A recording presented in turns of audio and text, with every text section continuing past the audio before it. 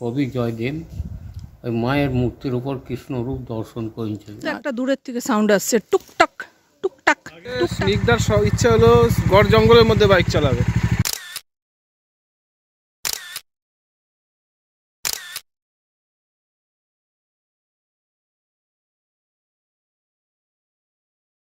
Morning বন্ধুরা, ফিরে আসলাম আরও একটা নতুন চমক ব্লগ নিয়ে। আমরা এখন বেরোচ্ছি। কোথায় বেরোচ্ছি রায়বাবুর মুখেই শোনা যাক। কোথায় বেরোচ্ছি? আমরা যাচ্ছি গড় জঙ্গল। আমরা যাচ্ছি গড় জঙ্গল। চলুন আমাদের সঙ্গে আর ব্লগটা এনজয় করুন। আর বন্ধুরা, আপনাদের জানাই এটা হচ্ছে আমার নতুন জ্যাকেট। পুরো আমার ডমিনারের সঙ্গে ম্যাচ আছে। এখানে গ্রিন, ওখানে গ্রিন, আর আমি গ্রিনটাকে বেশি পছন্দ করি। তো আমি নতুন জ্যাকেট পরে আজকে আমরা যাচ্ছি গড় জঙ্গল। একদম সবুজে মিশে যাবো। আমরা এখনই বেরিয়ে পড়ছি গড় জঙ্গল। সঙ্গে থাকুন, দেখতে থাকুন।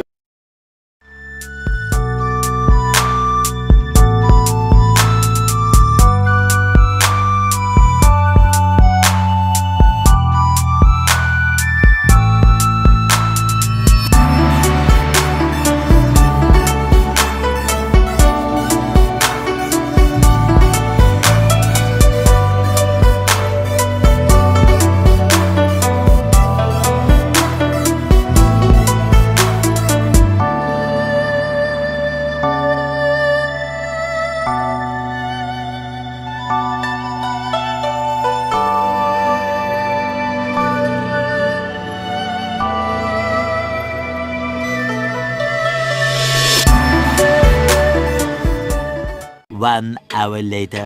সত্যি করে চলে এসছে। এখানে আমরা টিফিন করছি। কচুরি আর তরকারির টিফিন হচ্ছে।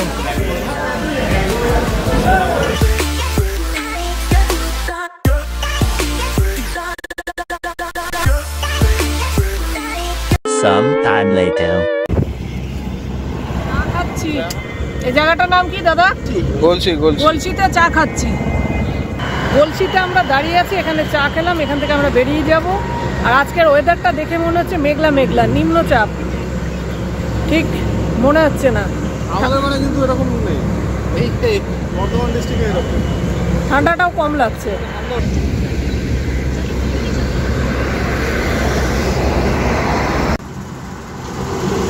এই খাটিয়াতে বসে একটু রেস্ট নিলাম, চা খেলাম, তারপর আবার এখান থেকে আমরা বেরিয়ে যাব।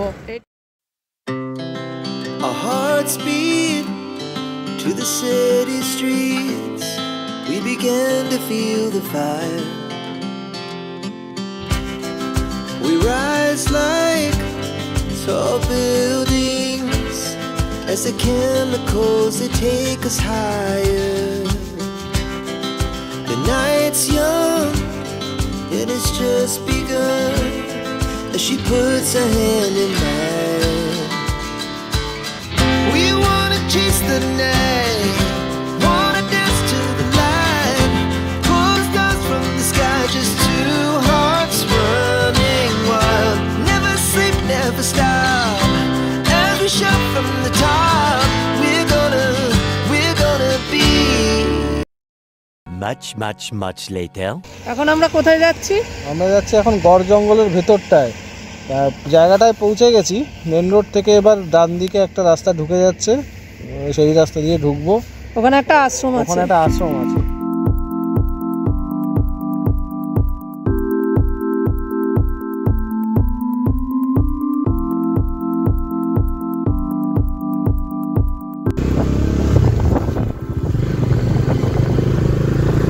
আমরা যাচ্ছি গড় জঙ্গল।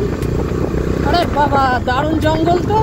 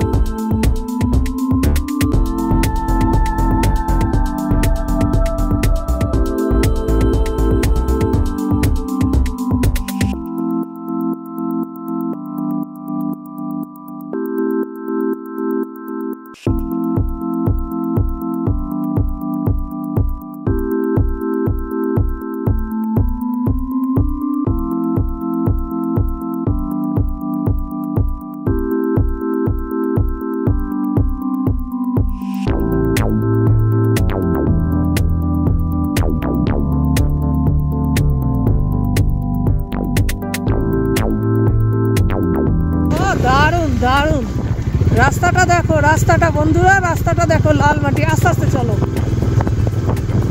রাস্তাটা দেখো। ওই যে সামনে একটা ডগি, ডগি লালু, দাঁড়াও লালু, আজা আজা আজা আজা, কই গেল ডগি? ডগি ডগি বিস্কুট নেই যে বাবু, আসার সময় দেবো।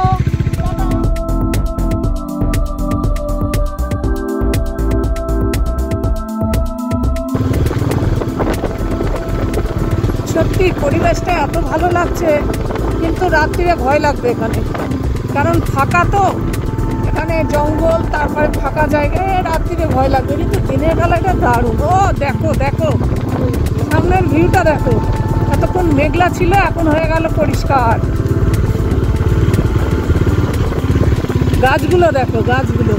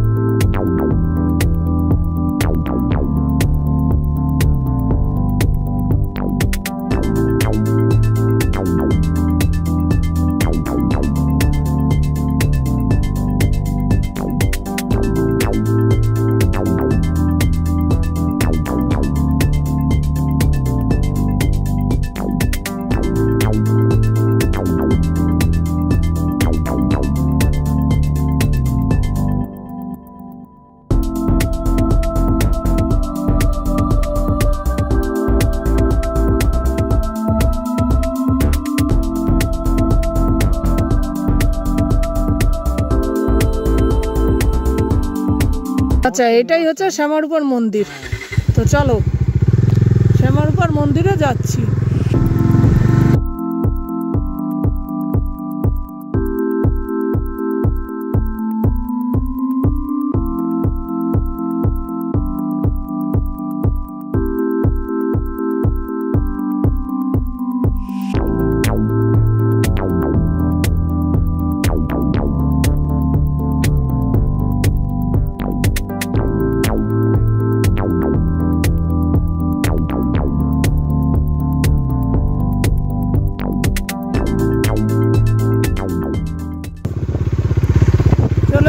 শ্যামারূপার মন্দির, ওই যে জঙ্গলের মধ্যে মন্দিরটা, অনেক পুরনো। আরেকটা তো কোন মন্দির কি আছে সেটা তো আবার কোটরের মধ্যে। হ্যাঁ, কোটরের মধ্যে, গাছের কোটরের মধ্যে, এখানেই এখানেই তো মনে হয়। চলে এসছি শ্যামারূপার মন্দিরে। এখন মন্দিরটা আমরা ঘুরে দেখব, চলুন। এইটা হচ্ছে শ্যামারূপার মন্দির। অনেকটা জঙ্গল পেরিয়ে আমরা ভিতরে আসলাম, সুন্দর পরিবেশ, নিরিবিলি। আমরা এখন মন্দিরের ভিতরে যাব, দেখব। অনেক পুরনো মন্দির, এইসব মন্দিরের অনেক ইতিহাস আছে। শ্যামারূপা, মা শ্যামারূপার মন্দির।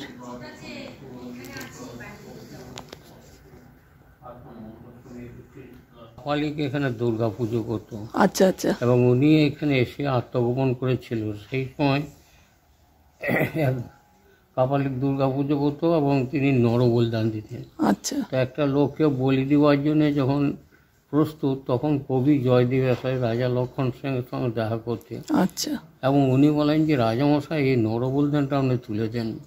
তখন বললেন যে দেখুন, আপনি সভাকবি পণ্ডিত লোক, আপনি যুক্তিতর্ক দিয়ে বোঝাতে পারবেন যে এই নরবলিদান তুলে দেওয়া উচিত কি উচিত। আর আমি বললে রাজা জোর করে ধর্ম ওপর হস্তক্ষেপ করছে, তাই বললেন।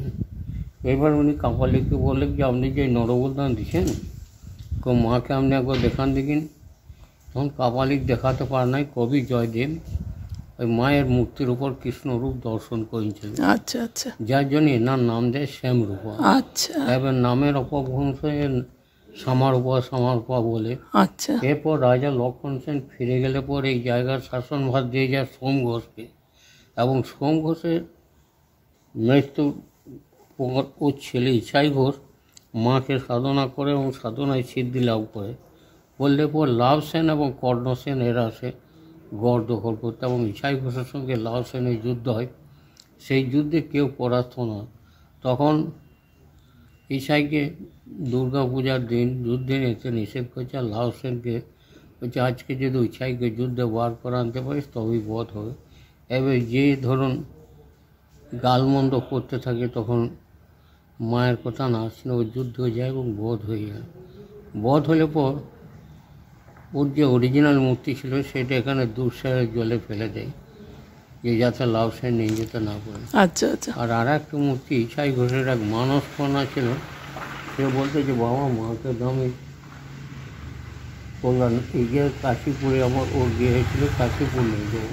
তো বললো আমি মরে গেলে বিষয় সম্পত্তি জমি জায়গা যা আছে সব পাবি, তখন কাশীপুরে নিয়ে যাবি, এখানে নিয়ে গিয়ে আমি দেখতে আসবো। এইবার উনি নিতে এসে মূর্তি পায় না, তখন ওপর একটা যে মূর্তি সেইটা নিয়ে যেতে যেতে বরাকর নদী পেরিয়ে পড়ে যায় এবং ওইখানে উনি কল্যাণেশ্বরীকে পুজো নেয়। আচ্ছা আমাদের এখানে 6টা থেকে 12টার মধ্যে ভোগ পুজো সারতে হয়, 12টার পর কল্যাণ। আচ্ছা আচ্ছা। তখন বর্ধমান মহারাজা পুনরায় মায়ের পূজা আবার প্রতিষ্ঠান করে পুজোটা চালু রেখেছে। প্রতিদিন পায়েসের ভোগের আচ্ছা ব্যবস্থা আচ্ছা করে, কারণ এটা তাড়াতাড়ির মধ্যে হবে। আচ্ছা এইবারে এটা হেতমপুর রাজাদেরকে দায়িত্ব দিয়েছিল চালানোর জন্য। তো যখন 1957 সালে জঙ্গল জমি হেতমপুর রাজাদের কাছ থেকে অধিগ্রহণ করলো গভর্নমেন্ট, তখন বলে ঠাকুরমশাই আটটা আমাদের কিছু নেই, আপনার ইচ্ছা হয় পুজো করতেও পারেন, না পরে আমরা কিছু বলবো না। এবং আমার বাবা বলে আমি তো সংসারী লোক, পুজো তো ফেলতে পারি না, আমি একটি বাতাসা দুটি আত বেঁধে পুজো দেবো 5 মাইল হেঁটে গিয়ে। আমার বাবা সেইভাবে করতেন। করার পরেই রাস্তাটা হওয়ার পর আবার 92 সাল থেকে পুনরায় দুর্গা পুজো এখানে বিশাল পুজো হয় এবং বহু লোকের সেবা হয়। আর এই আমরা প্রতিদিন সারাদিন থাকি। আপনি কত বছর পুজো করছেন? আমি 13 বছর বয়স থেকে করছি। 13 বছর বয়স থেকে এখানে? এখন আমার 83 বছর, এই মার্চ ফেব্রুয়ারিতে হবে। আচ্ছা 6 তারিখে জন্ম। আচ্ছা। এবারে এই যারা আসে দয়া করে যে যা দিয়ে যায় সেইটাই হচ্ছে আমাদের আচ্ছা আচ্ছা মন্দিরের ইনকাম। আমাদেরকে সরকার বুঝতে পেরেছি। কিছু এই যে পায়েস ভোগ প্রতিদিন হয়, কেউ হয়তো দিয়ে গেল যে ঠাকুমশাই টাকাটা রাখুন, পাইনি চালাবেন, এই করে চলে। আচ্ছা। আর এইখানে আমরা রেঁধে বেড়ে খাই, আর 9 জন খেলে আরও কিছু তার ভাত তরকারি বেশি করে করতে হয়েছে। আচ্ছা আচ্ছা। 2 জন যদি আচ্ছা দিয়ে যেত।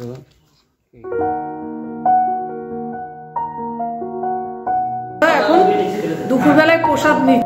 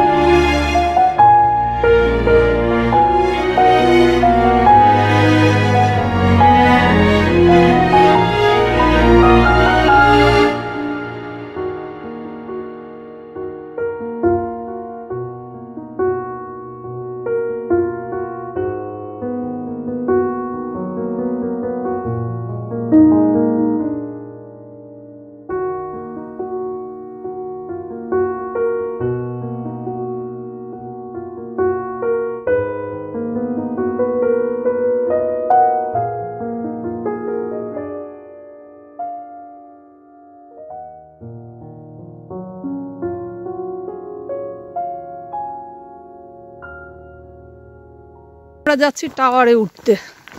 টাওয়ার থেকে পুরো এলাকাটা পরিষ্কার দেখা যাবে।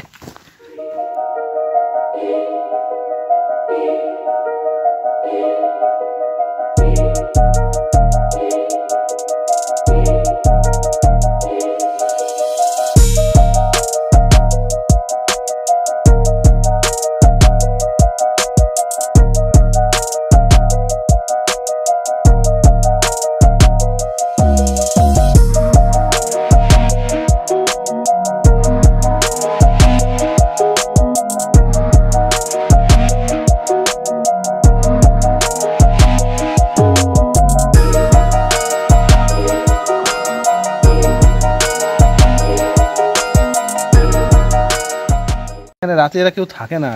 জঙ্গল এলাকা, কিন্তু এটা ঘুরতে আসার, পিকনিক করার খুব সুন্দর জায়গা। ওয়াচ টাওয়ারে উঠে আমরা দেখছি এলাকাটা, ওই যে যত দূর তা চোখ যাচ্ছে শুধু জঙ্গল আর জঙ্গল, নিরিবিলি শান্ত পরিবেশ। মনে হচ্ছে কাঠঠোকরা এরা। কোনটা? কাঠঠোকরা ডাকছে। হ্যাঁ, এই যে কাঠঠোকরা ডাক, অদ্ভুত একটা সাউন্ড আসছে না, কাঠঠোকরা ডাকছে। টুকটাক টুকটাক। সুড়ঙ্গটা দেখতে যাচ্ছি।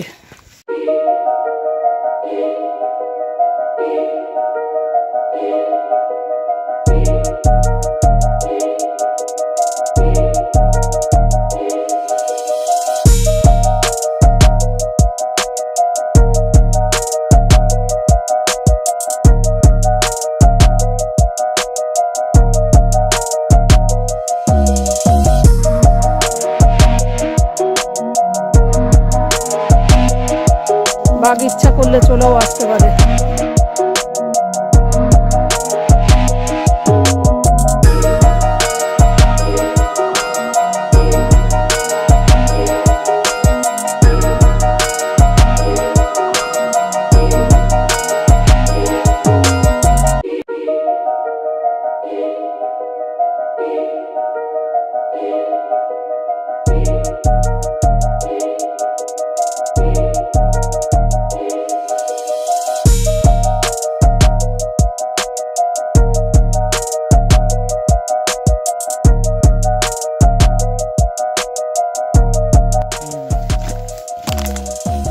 বাবা, এখন এটা বন্ধ হয়ে গেছে। এই হচ্ছে সুড়ঙ্গ, এদিক দিয়ে রাস্তাটা চলে গেছে দুর্গাপুর সিটি সেন্টার।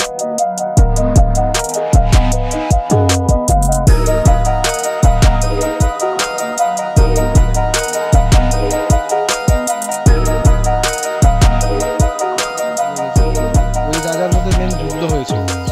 আর এই রাস্তাটা ছিল গুপ্ত রাস্তা, এই রাস্তা দিয়ে পালিয়ে যাওয়ার জন্য এই সুড়ঙ্গটা করা হয়েছিল।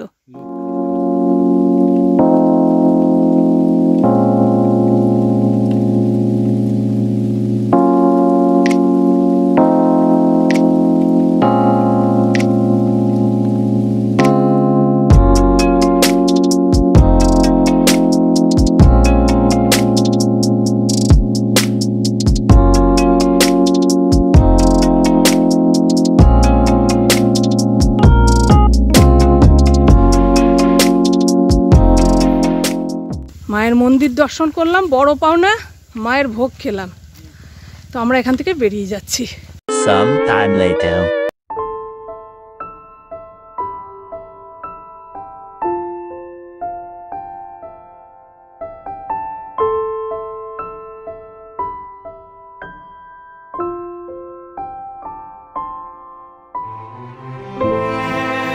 এটা হচ্ছে প্রাচীন মেধাশ্রম।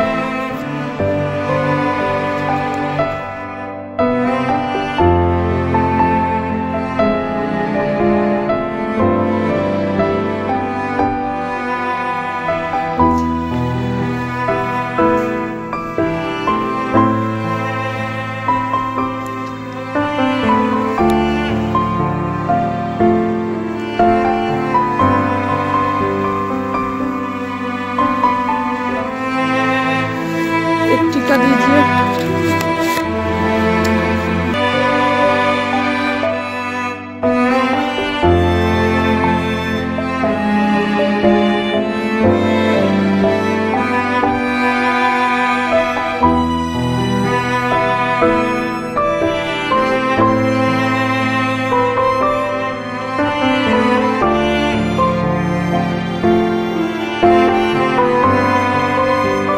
কুণ্ড, এটা সব সময় জ্বলছে।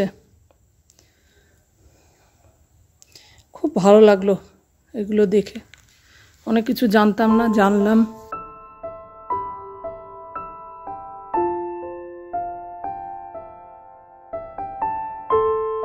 ভারতের ম্যাপ হাতে আঁকা এইটা, হ্যাঁ, বঙ্গোসাগর, আরব সাগর, পাকিস্তান, ব্রাহ্মণ, ক্ষত্রিয়, বৈশ্য, শূদ্র, লক্ষণ সেনের আমলের ভাস্কর্য এগুলো।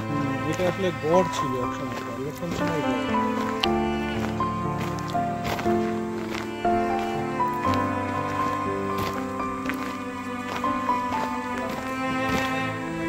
তখনকার দিনের কাজ।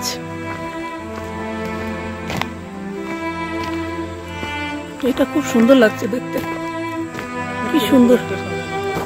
হ্যাঁ, এগুলো ভেঙে গেছে, এই যে ভাঙা চূড়োগুলো। কংক্রিট দিয়ে উপরটা ওইটা একটা আশ্রম, মেধা আশ্রম, ওই যে মেধা আশ্রম সেটাই। ওইটা একটা মন্দির, ওইখানে একটা মন্দির তৈরি হচ্ছে।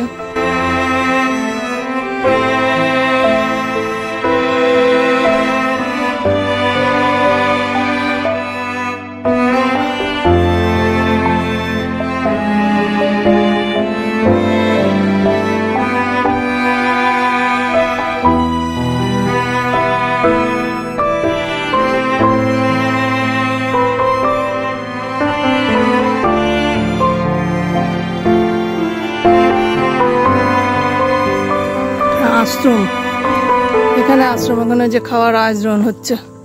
Some time later. স্নিগ্ধা ইচ্ছা হলো গড় জঙ্গলের মধ্যে বাইক চালাবে, ও এখন চালক, আমি এখন পিলিয়ানে বসছি।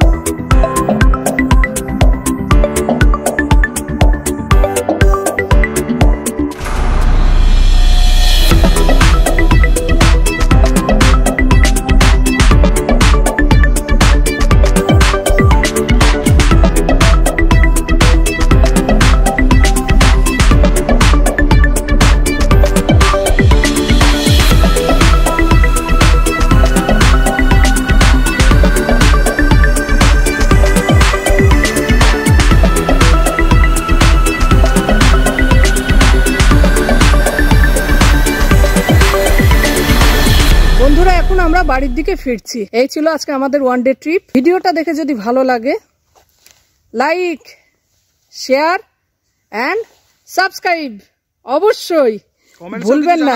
যদি ভালো লাগলো কি মন্দ লাগলো কমেন্টসে জানাবেন।